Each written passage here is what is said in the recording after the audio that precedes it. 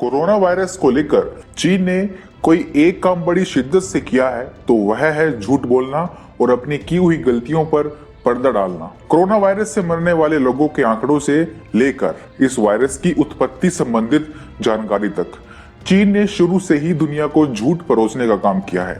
हालांकि अब लगता है कि चीन के इन झूठे दावों को मानने वाला कोई नहीं बचा है और पूरा विश्व अब चीन को कटघरे में खड़ा करने में लगा है। इसकी शुरुआत G7 देशों ने कर दी है। दुनिया के 7 सबसे बड़े देशों का यह ग्रुप अब इस वायरस की उत्पत्ति को लेकर चीन से कई कड़े सवाल पूछ रहा है और साथ ही इस वायरस और वुहान की लैब के बीच के संबंध को लेकर भी जांच करने की बात कर रहा है। इससे साफ संकेत मिलते हैं कि चीन अभी इन सभी 7 देशों के रडार पर आने वाला है, जो चीन के लिए बिल्कुल भी अच्छा नहीं रहने वाला। G7 देशों में America, Canada, Italy, UK, Japan, Germany और फ्रांस जैसे देश शामिल हैं। और अगर कनाडा को छोड़ दिया जाए तो कोरोना वायरस ने G7 के बाकी 6 देशों में कोरोना वायरस ने भारी तबाही मचाई है। कोरोना से पूरी दुनिया में मरने वाले कुल लोगों में से 66% लोग इन्हीं G7 देशों में मरे हैं, जिससे अब इन देशों में रोष पैदा हो गया है। भारतीय समय के अनुसार परसों रात G7 देशों के नेताओं की एक वर्चुअल मीटिंग हुई, जिसमें सभी देशों ने एकमुश्त होकर चीन को इस वायरस के लिए टारगेट करने पर सहमति जताई। यूके के अंतरिम प्रधानमंत्री डोमिनिक राब पहले ही यह कह चुके हैं कि अब चीन से कुछ कड़े सवाल पूछने का वक्त आ गया है कि यह वायरस कैसे पनपा।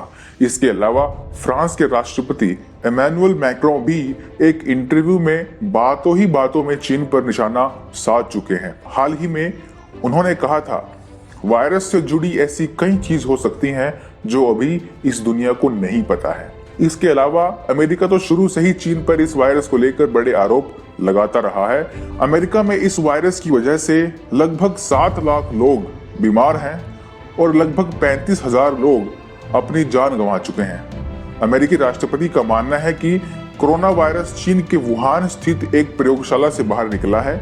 इस प्रयोगशाला में चमगादड़ों पर रिसर्च चल रही थी।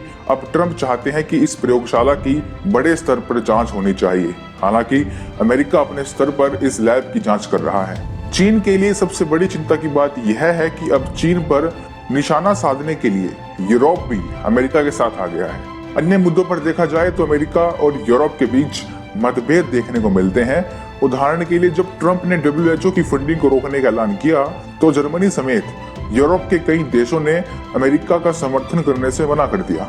लेकिन पहली बार ऐसा हुआ है जब चीन के मुद्दे पर यूरोप खुलकर अमेरिका के साथ खड़ा हो गया है। पिछले महीने तक ही G7 देशों में कोरोना वायरस के नाम को लेकर मतभेद देखने को मिलता था। G7 देश अमेरिका द्वारा कोरोना वायरस को वुहान वायरस या चीनी वायरस कहकर संबोधित किए जाने को लेकर एकजुट नहीं थे, मगर अपने अपने देशों में कोरोना का तांडव देखकर अब इन देशों ने अपना मन बदल लिया है। साफ है कि आज जो खुशियां चीन मना रहा है वो लंबे दिनों तक नहीं टिक पाएंगी और जल्द ही हमें चीन की अर्थव्यवस्था का जनाजा देखने को मिलेगा।